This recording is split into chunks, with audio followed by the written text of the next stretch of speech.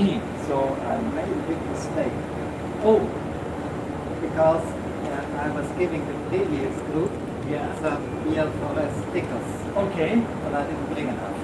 All right. Uh, So I will if- have to collect some of them from you. Exactly. If any one of you comes to my office, I'll give you. Or I will collect some and hand them out for you. Unless you want to have 44 teachers come to your office. Why not? All right, very good. We will be close to your office on Friday with the closing session. So all right, you will get stickers, I guarantee it. But now, enough with my boring introduction. We will now divide ourselves into two groups. And I suggest, I will give you another 12 people. 12 people. So only 10 have to suffer with me.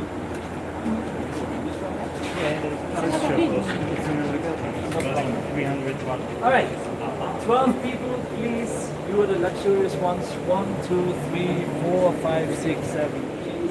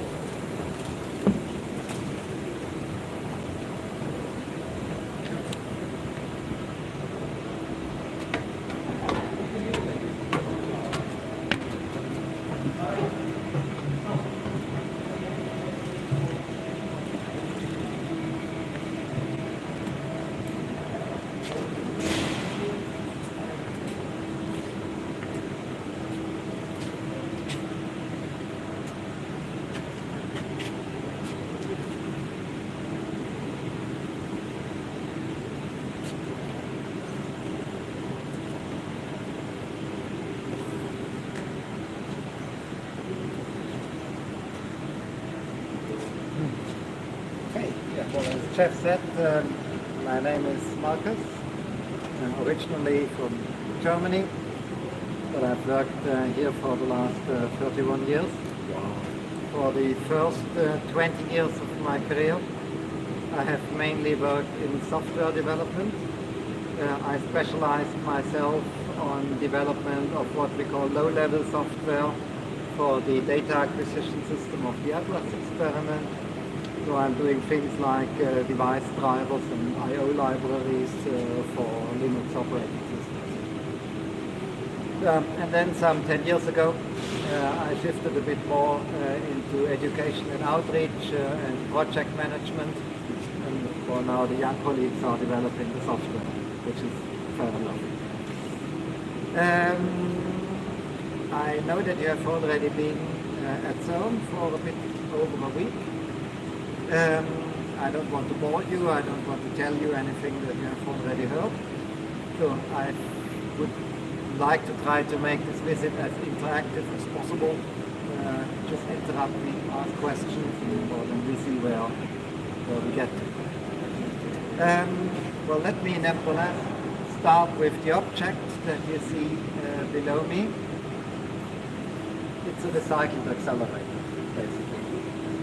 We have put this machine together in the early 1990s in order to learn how to produce and handle antimatter. You have already come from, you are coming from AD. Yes. Did they explain to you how we make antimatter?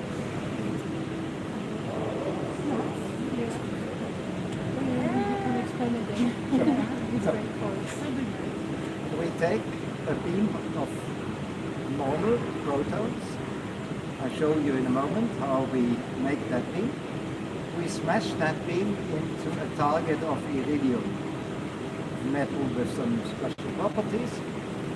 The protons are decelerated, we get energy, and that energy nature uses that energy to produce secondary particles. It's a bit like going to the bank, exchanging one currency for another. For matter to antimatter, the exchange rate is 100,000 to 1. To produce one antiproton, you have to smash 100,000 protons into this block of metal. But protons are cheap and light. We can smash a lot of them into the iridium target, we are able to produce at the moment at the AD facility 10 million antiprotons per minute. It sounds like a big number, but well, antiprotons are also not very heavy. If you put our annual antiproton production on one pile, at the end of the year you have 1 picogram of antimatter. The operational cost of the AD facility is about 10 million Swiss francs per year. We can do a quick computation, and the result is that the price of antimatter is $10 to the $22 per kilogram. That's quite expensive.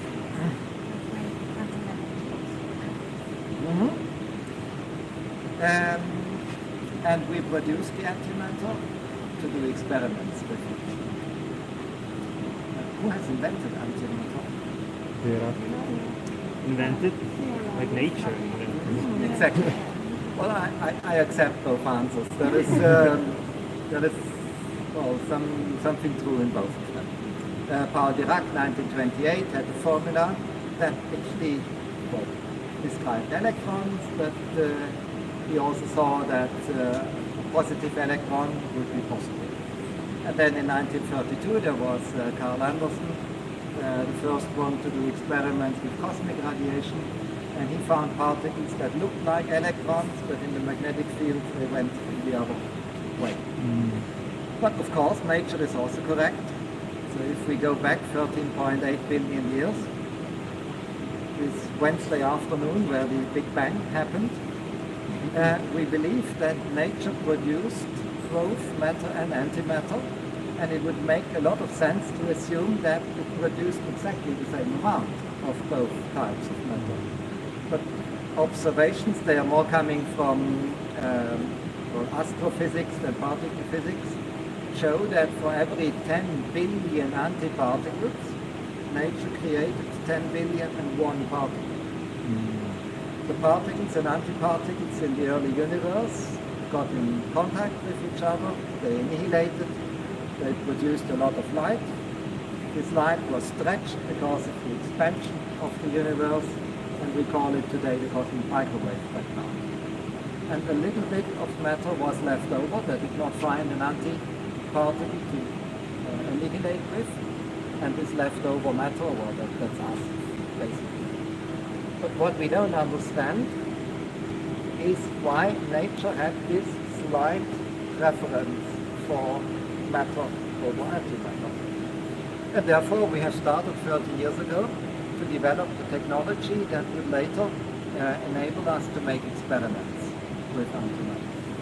And well, some of these experiments you have just seen at the AD, but I would like to pick this up, this idea of doing experiments with antimatter. I don't know what my colleague told you, well, this is how I explain it. Let's imagine my phone here was completely made of antimatter. So the first and only antimatter phone that ever existed. Can I hold it in my hand? Yes. Unless, I don't know, nobody knows, but antimatter or matter, Okay, it's an idea. That if you have, for example, 500 grams of antimatter meeting 500 grams of matter, you have the same power as the Hiroshima bomb. So I don't know. When matter and antimatter get in contact, they annihilate, they disappear, you get a lot of energy. My answer as an engineer is yes, I can hold it in my hand, once in my life.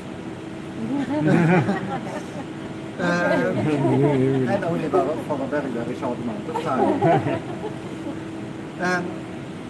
What about the mass of my antimatter phone? How heavy would it be? Same. Maybe there is a small difference and you are investigating this. No. Well, naively, it's not so naive, you would believe it's the same because matter and antimatter is only different by charge. Why should there be a difference in mass? But well, let's do an experiment anyway. And you have seen the experiment just like the AD. We are measuring the mass of antiprotons. We do it very accurately, 10 to the minus 9, and that's the accuracy that we get. But there are physics results where the science was in the 10th digit after the comma. So you cannot be sure that if you measure to 10 to the minus 9, you have everything that there is to know. There can be information at a deeper level. But all of our results, they indicate that matter and antimatter have the same mass. What would be the color of my antimatter phone? Black or white? Visible or invisible?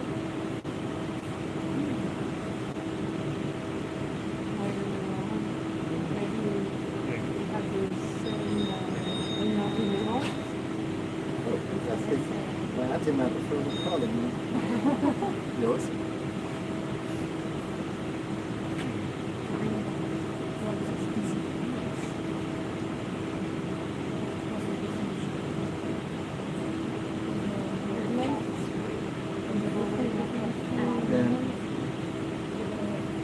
Well, you're happy to go there, but yeah, well, just go ahead. Yeah, I also think it's going to be the same. Actually, that was an interesting event. I'm going to come back to that in a second. But what do you think is the color of my antimatter? The same. Because the difference, maybe the diagram are opposite compared to matter and antimatter, I don't know. But is the time enough to see the color? Is the time enough to see the color? That's the point. Yeah. The difference means maybe we have the same wavelength for the transition, so maybe we have the same colors. Maybe it's not a bad idea to make an experiment and to test it. Color is not an attribute of elementary particles. Electrons, protons, they have no color. In order to have color, you need at least one atom. And you have to lift the electron in this atom up. When it falls down, it emits light, and that's what we call color dimension.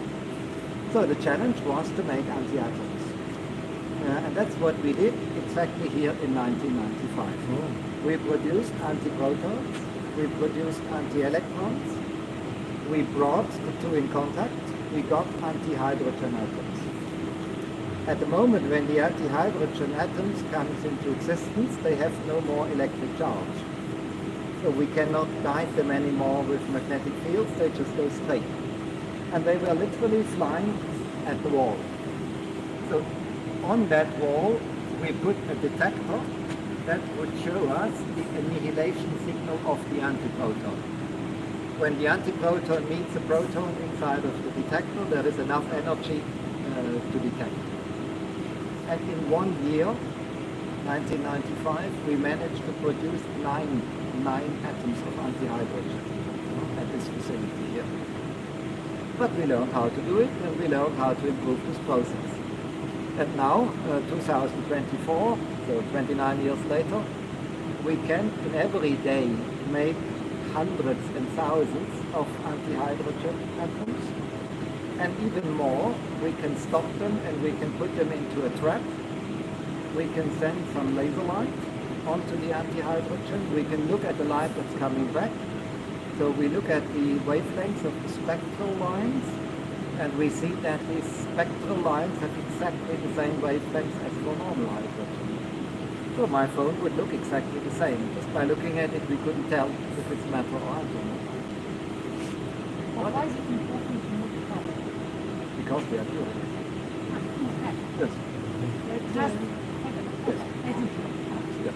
What is the uncertainty bound for this equation? I don't know the exact number, but we are also very, very accurate with the measurement of this point. certainly better than 10 to the minus 4. Minus. 4. But I don't want to tell you something wrong. I just know that we can make a very precise. It could have a difference at 10 to the power minus 9. It could still be that there are very, very small differences between matter and antimatter, but they are not yet accessible with our instrumentation technology.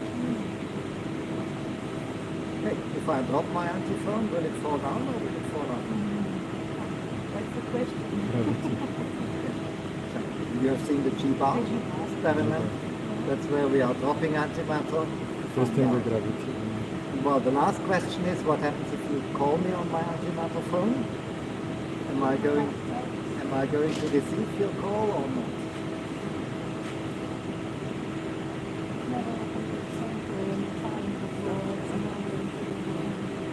Yeah, well, let's say we ignore all the practical issues, but would my antimatter phone connect to the phone network?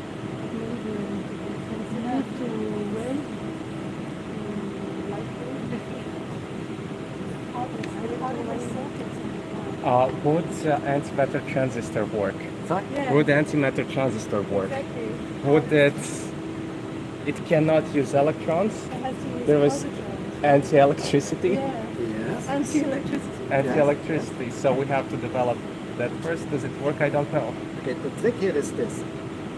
It can emit the same radio waves, but then the processing of them would be much different, I guess. The point is the photon. The photon is the particle that carries the electromagnetic force. And the photon has no charge. Therefore, an antiphoton and the photon are the same particle. There is no anti-light. Therefore, the photons that are coming from the 4G antenna, they will be sent by my antimatter phone in the same way. So they will also move the anti-electrons in my phone. And therefore I am relatively sure that I will get your phone call on my antimatter phone. Good thing. But in other words, if we wake up tomorrow morning in an anti-world, your coffee would taste the same. Your alarm clock would ring at the same time. Your students would be as awkward as ever. You would not be able to tell the difference unless you make some very more sophisticated measurements. It is really just an accident that we are living in a matter world. We could as well live in an antimatter. Well, we just called it matter world because it's the world we live in. Yeah. We called it the matter world because we live in it. Because we invented the terminology. Yeah. Sure. It's a very selfish terminology.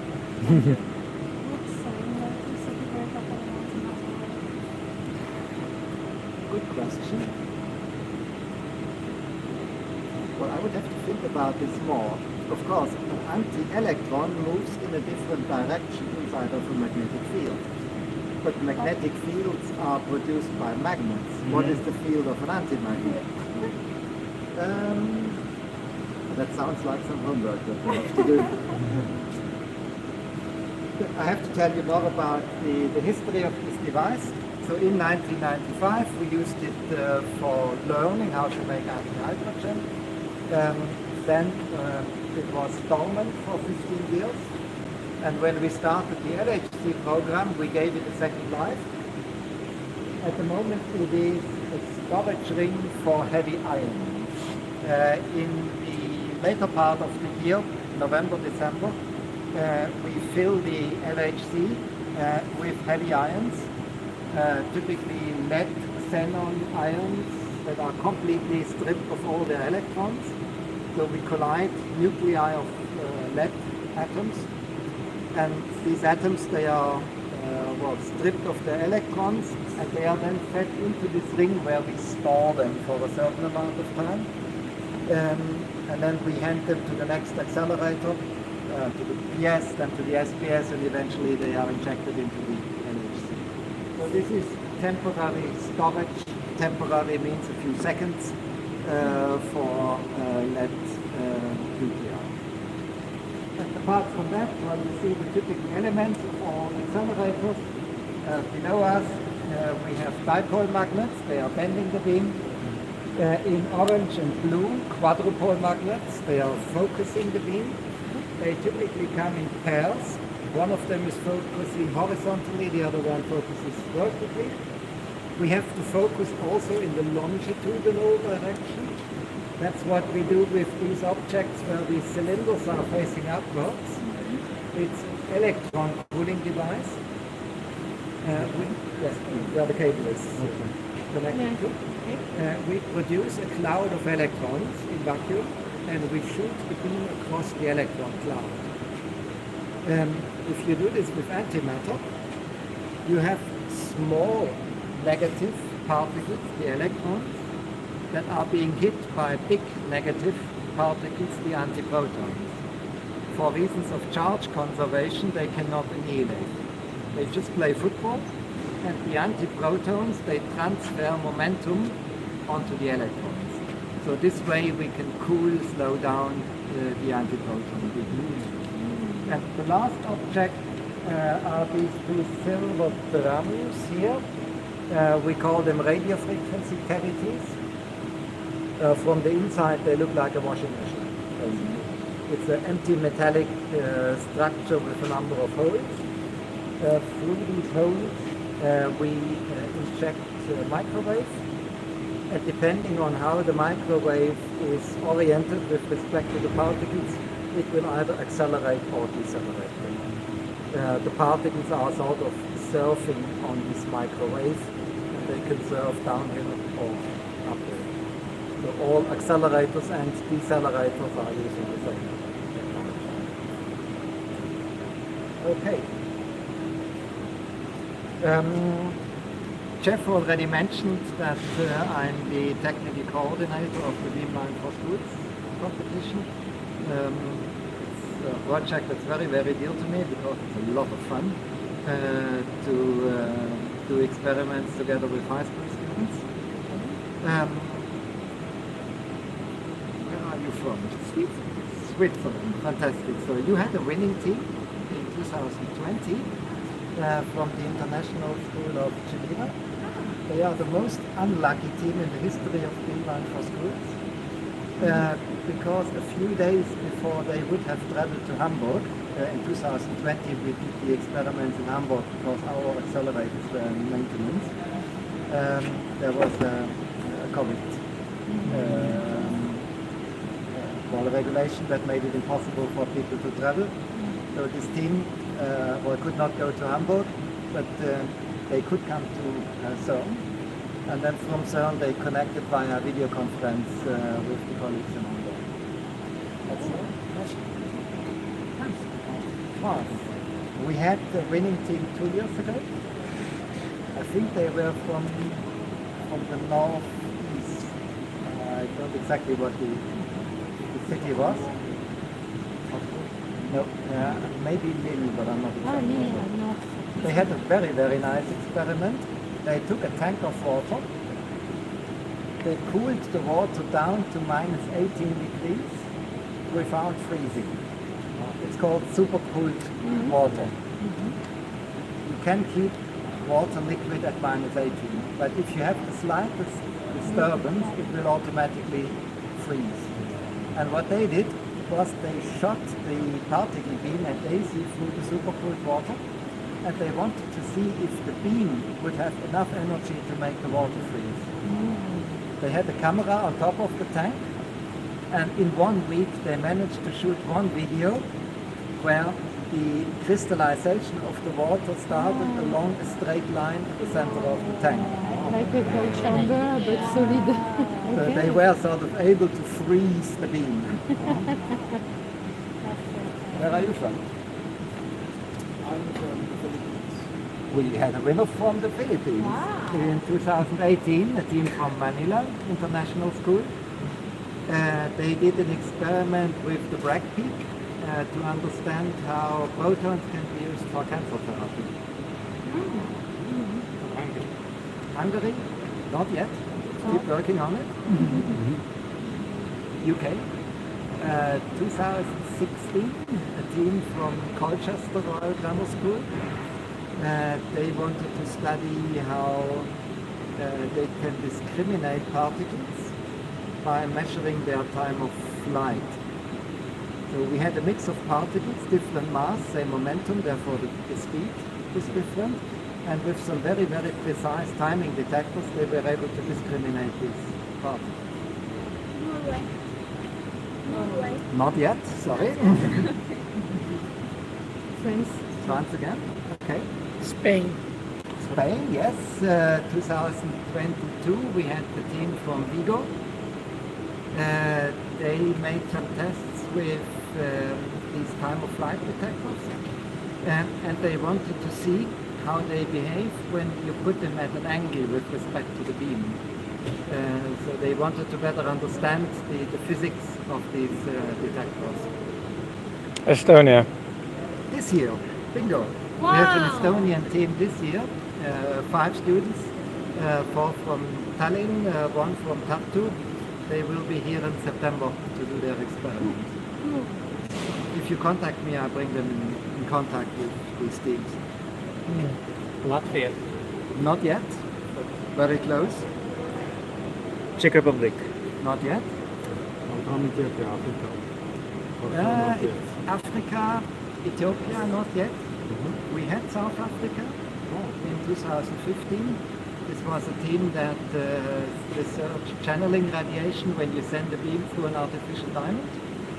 And in 2022 we had a team from Egypt. They also made tests with a gas detector to find a way of using this detector with a gas that's more friendly to the atmosphere. What's the way to participate on this experiment? Like how can, for example, from Ethiopia, there are many. There are 2 steps. Step 1, ask Jeff for my email address.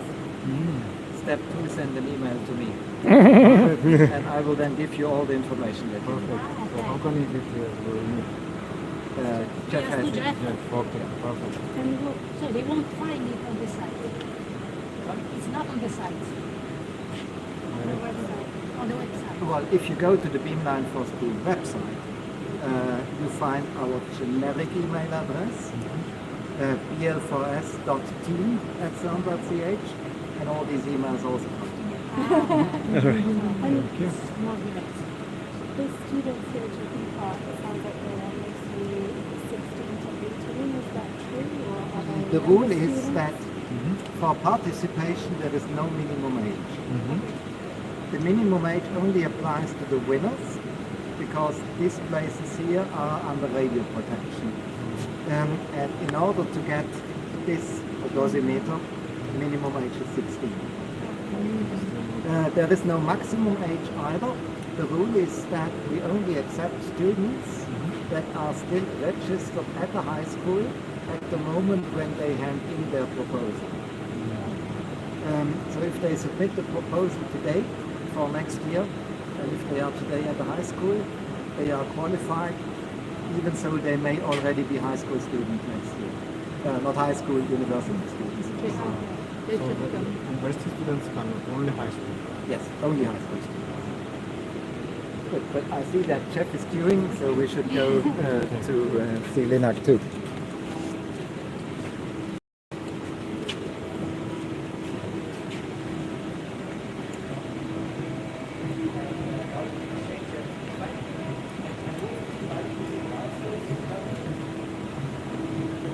There was a private visit. We were waiting to go up there, but I told them I'll go there. I moved into Linux too, so they might be lost down there. They didn't look like a lot of stuff. Just so you know, move them around.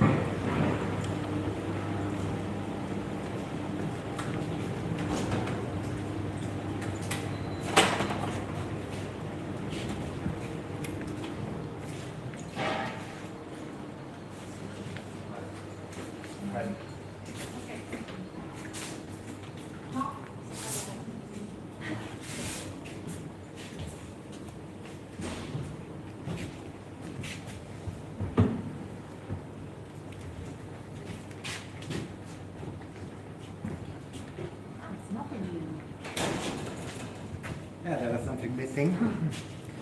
Well, the part that's missing, you can find it at the science gateway. When you enter into the new reception of CERN on the right-hand side, that's where we have put this piece of this linear accelerator. But we are standing now at what used to be the start of our proton racetrack for many, many years, since the 1970s. Recently we have decommissioned this accelerator because we have built a better one. But we can now see how it works. We start with a bottle full of protons. Okay, it's at H2, hydrogen. We take a tiny amount of hydrogen gas. We heat it up until the electrons separate from the protons. The electrons go this way. They hit the metallic structure and they are just conducted to Earth. And the protons are accelerated with a small electric field in the other direction. Well, I like to use this to illustrate how different the conditions are when you're talking about the world of elementary particles compared to our world. Is any one of you interested in Formula One? No? A Formula One car accelerates from 0 to 100 kilometers in a bit less than 2 seconds. Well, that's sort of what we as humans call big acceleration. Here, the protons are at rest. 10 centimeters later, when they exit from this duoplasmatron, that's how the thing is called, they are moving at 1.6 million kilometers per hour. But that's still peanuts for a particle. The next thing that happens to this proton beam is that it moves through this object here. It's called a radio frequency quadrupole. It's doing 3 things at the same time. Action number 1, it's focusing the beam. It squeezes the proton cloud together. Action number 2, it's accelerating further. And action number 3, it's chopping the beam into bunches. For the LHC, we need this bunched structure. Next is the LINAC, linear accelerator. The length of this one is about 50 meters. Between the two ends, we had an electric potential of, if I'm not mistaken, 120 million volts. So the particles travel on this 120 megavolt gradient. And when they reach the far end of this accelerator, so 50 meters down the line, they move at 30% of the speed of light. And then we take them into the booster, PS, the SPS, and eventually we bring them into the LHC. Luckily, there is a piece missing. We can look inside of the structure, and in the very center you see these copper-colored discs with a hole inside. Do you already know what they are and what they do? To accelerate with a field to accelerate the particle. It's not strictly speaking a cavity. They have 2 names. We call them drift tubes. And the other name is, according to the inventor, they call them Leir tubes. In German? Possibly. With an in the name. Either German or Scandinavian. I would have to check. It's to accelerate. Almost. The trick is you cannot have 120 million volts as a DC signal. You have to have a wave. And a wave means that you're accelerating, decelerating, accelerating, decelerating. You're not winning any speed. But the trick is that these discs with the hole, they work like small Faraday cages. So when the beam would be decelerated, it's hiding itself inside of this Faraday cage. It doesn't see the field.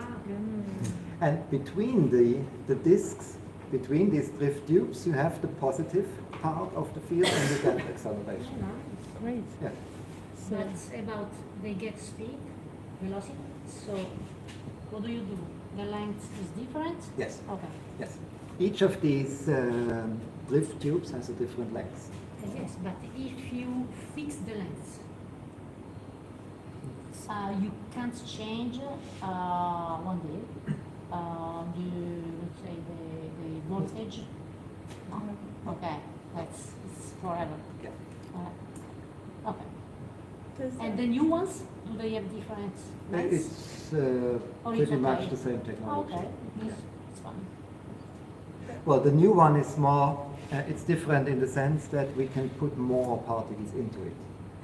We can accelerate bigger clouds of protons. This is what gives us more luminosity in the end in the experiment. But why did you decide, I said, to not increase the difference of potential? Because it's not, it's not important? Well, It's not efficient? I don't know. well, first of all, I'm not an expert in this okay, field, sorry, but sorry. no, the question is interesting. Each of these drift tubes is operated at the same frequency. So if I understand your idea correctly, you would have to have a different frequency for each one. But this whole machine is in a way synchronous. There is one frequency generator. And because the particles are getting faster, as we are moving downstream, the drift tubes have to become longer, such that we stay synchronized with the basic frequency of the machine.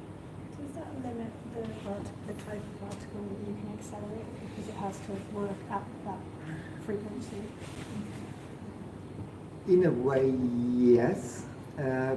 If you would use it for electrons, you would probably have to pre-accelerate them a bit to bring them to similar parameters. But Linux can be used for protons, for electrons, for nuclei. In fact, we have a second one which looks pretty much the same that we are using for these LED nuclei acceleration. And Linux are not only used for scientific purposes, they also play a more and more important role in our daily life. When you just visited AD, has your guide told you something about positron emission tomography?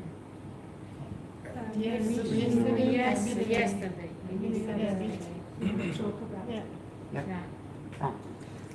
Well, you know, PET, the idea is that you have some radionuclides that produce positrons inside the human body, and you can use them to diagnose cancer. The first step in this procedure is that you have to have your radionuclide. You have to have sugar with, for example, carbon-11 atoms that produce beta plus decays, positron decays. So how does one make these radionuclides? In the past, it was relatively easy because you just took normal carbon and you put it next to a nuclear reactor. The carbon was bombarded by the neutrons from the reactor and it became radioactive itself. After a certain time of irradiation, you purified the isotopes and then you delivered them to the hospital. C11 has a decay time of 20 minutes. So you can't order that by Amazon. By the time you have it in your mailbox, it's already gone. Now, bravo to France. You still have nuclear reactors. In Germany, we have been clever enough to switch them all off. So how do we make our nuclides in Germany if we don't have reactors? We build accelerators. Exactly. There are a number of machines like this in Germany, and at the far end we put our isotopes, or we produce them. And also here at CERN we have not long ago opened a facility, Medicis. It's an annex of the Isolde facility, where we produce the isotopes that are used in the University Hospital in Geneva for these sort of purposes.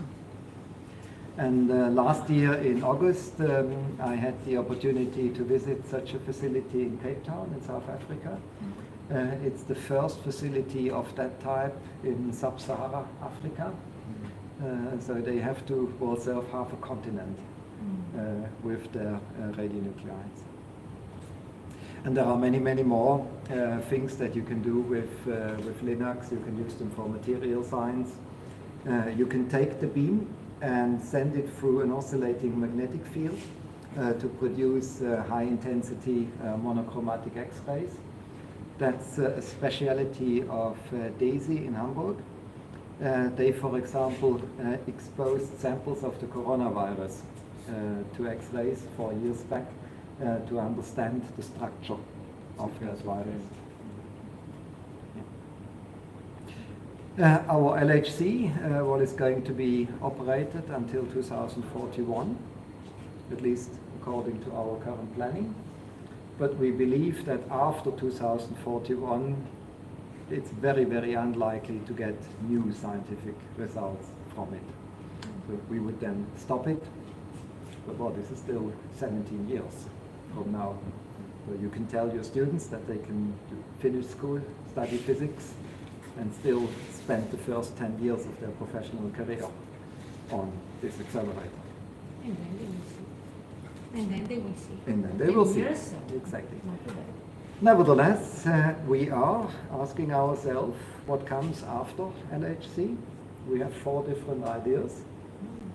Well, the first one is not very exotic. We just say, let's build another accelerator like the LHC, but next time we make it bigger. Not 27 kilometers, but 91. It's called FCC, you may have heard of it. Advantage of a ring, the particles are spinning. If they are not making a collision the first time round the accelerator, well, maybe they hit on the second or on the third occasion. Disadvantage, you need many very expensive magnets to keep the beam on its trajectory. Therefore, the second idea is to build a super big LINAC. 2 particle sources, 1 on each end. You accelerate as hard as you can. You hope that the particles hit in the middle. If they are not hitting, they will never come back to that point. The efficiency of these LINACs is very bad. The only thing that you can do to increase the efficiency is to focus the beam as much as you can. We would be able to focus it to 40 nanometers cross-section. So imagine you go to a British pub and you play darts. Your dart has a tip that's 100 atoms wide. And with this dart, you have to hit a second dart that comes flying towards you from 50 kilometers away. That's the challenge. But we can do it, of course. I'm not joking. We think we can do it. Yeah, Yes. me too. Yeah. I'm sure. Vaccine. Third option. That gets more tricky. Have you heard of plasma Wakefield accelerators? Okay. Well, it starts very simple. You take a pipe, you fill it with gas. Second step, you heat it up until you get a plasma. 5,000-6,000 degrees. Still easy. Third step, you take a proton beam and you shoot it through the plasma. We can also do that. What happens is that the protons, they push the electrons out of their way. So you get an ionized channel inside of this plasma. And then you take an electron beam, you shoot it into your ion channel, and you wait for this ion channel to close itself by the electrons swinging back. And you can then find inside of these plasma channels very, very high electric gradients.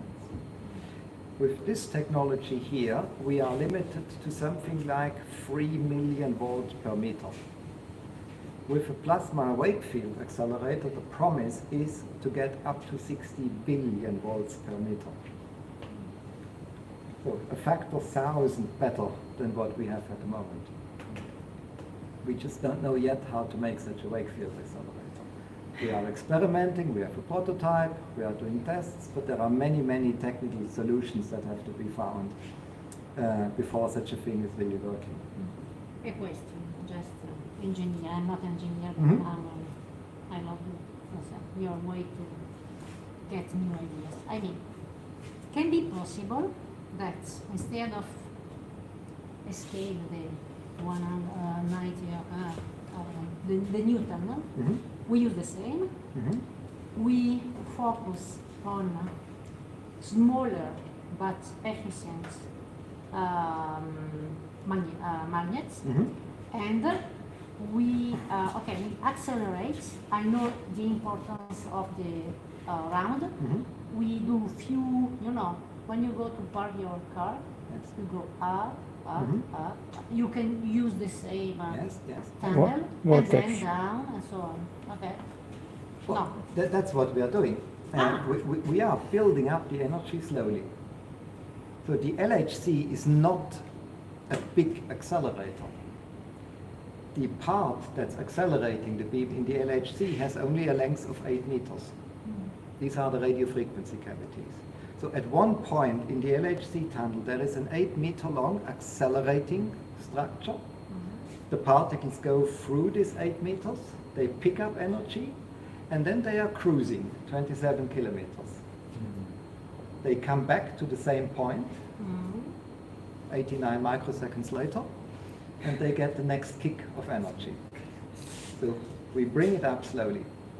And as we are bringing up the energy of the particles, we are at the same time increasing the magnetic field.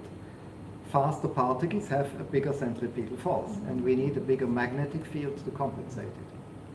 What is limiting the energy of the LHC is the magnets. Our magnets have 8.3 Tesla, and that was the maximum that was technologically possible in 2002-03 when we were freezing the design.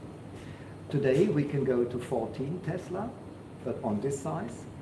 And for the FCC, we want to go to 16 Tesla, over 91 kilometers. And the FCC would be about 3 times as long as the LHC. That gives us a factor of 3 in energy. And we get another factor of 3 by the stronger magnets. So in total, the FCC would have 10 times more energy than the LHC, which is a combination of scaling the size and improving magnet technology. So let me come back for a second to the wake field acceleration. It's an experiment that we are making, a technology that we are developing.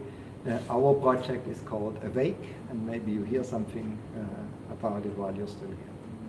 And we have another fourth option that we can realize in 2041. We can switch off the light, go home, stop doing fundamental research. Well, if that happens, nobody would notice for at least 50 years. If you look at our technology today, smartphones, computers, tomographs, whatever, this is based largely on technology, on fundamental science of the first half of the 20th century. The delay between making a discovery and in physics and using it in technology, 50, sometimes 100 years. But then, well, 50, 100 years later, we would probably see that our technology is not evolving anymore. And therefore, it may not be a bad idea to build the next big accelerator to, well, not lose the chance of making discoveries. We know that what we have learned in the past was very, very useful for building all the technology that we have today. Well, you know, I come from computer science, and I asked myself the other day, how many Nobel Prizes can you find inside of a computer hard drive? There was a Nobel Prize given in the 1950s for the discovery of the transistor effect. Well, no transistors, no hard disks. There was a Nobel Prize given in the 1960s for the laser. You need lasers to manufacture hard disks. There was a Nobel Prize in the early 2000s for the discovery of the giant magnetoresistance. That's the effect that allows us to pack data very densely on a magnetized surface. There was even a Nobel Prize for light-emitting diodes. And you have an LED on your hard disk to tell you if it's working or not. So this, well, very ordinary piece of hardware that you buy for $50 in your hardware store, well, reunites inside of it a big part of the fundamental science of the 20th century. So we have seen that in the past, scientific discoveries helped us to make technological innovations. Let's be optimistic, and let's say that the fundamental science of today, the Higgs, other things, will maybe in 100 years become new technology. Of course, there is no guarantee for it. It can be that the Higgs stays a curiosity for forever. But it's a little bit like forest farming. If you plant a tree today, a lot can happen. There can be a storm, there can be a wind, there can be a fire, and you lose your investment. But if you don't plant any trees today, your grandchildren will not have a forest. Well, this you can be sure about. Yeah. And that's how I see fundamental science. It's a risky game, but it's a game that has the promise of helping us in the future. Okay, I think I have to end on this philosophical note because I'm already a little bit over time. What were the last two options? You told that there would be 5 options. Four. Uh-huh. The big ring, Mhm. the big linear accelerator, the Wakefield accelerator, And then or going home. Ah, that's a solution. Well, the thing is just that today we have another challenge. Maybe we don't have so much time as we think to follow doing as usual because of the climate change and the scarcity of metals Absolutely. and Yeah. the carbon footprint of everything. Mhm. I think there are a lot of brilliant young minds that should not become lawyers but scientists. And it's a little bit of your responsibility to guide them in the right direction. I'm optimistic. I think we can do both. We can develop the new technologies to fight climatic change, to make the transition to renewable energies, but not neglect the fundamental science at the same time. And these two are closer than you may think. Well, for example, I'm from Germany. We have a lot of wind energy in the north of the country. We have a lot of energy required in the south for the industry. When you bring electricity from the north of Germany to the south, you lose about 8%. That's just the resistance of the cables. If we had a room temperature superconductor, you have 8% more energy, just from one day to the next. And that is fundamental science. And I could also tell you long stories about research in superconductivity, which is very, very exciting. I just don't have time for it. Well, likewise, we have developed here vacuum technology for this application. And the same vacuum technology, it's ion getter pumps, is now used to optimize solar collectors. Not the photovoltaic ones, the ones where you heat up water. If you put a getter pump into these solar collectors, they work for longer and they reach higher temperatures compared to conventional ones. There is a lot of spin-off going from fundamental science to applied science. Okay, good. Let's go in this direction.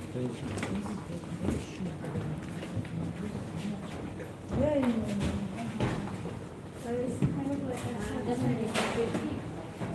Yes.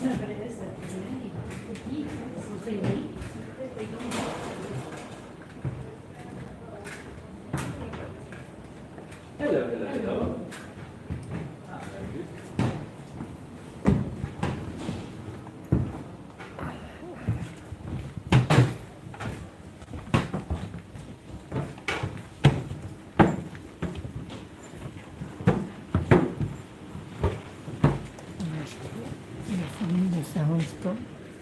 Very good. What's that? I don't like the girls over there. You're right. What is that? Oh, make some noise. Okay.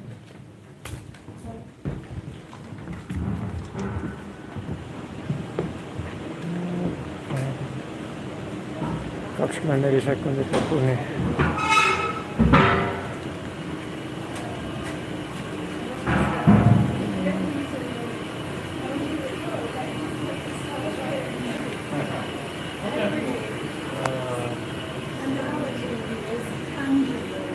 very happy to hear that because I have the same impression, yes.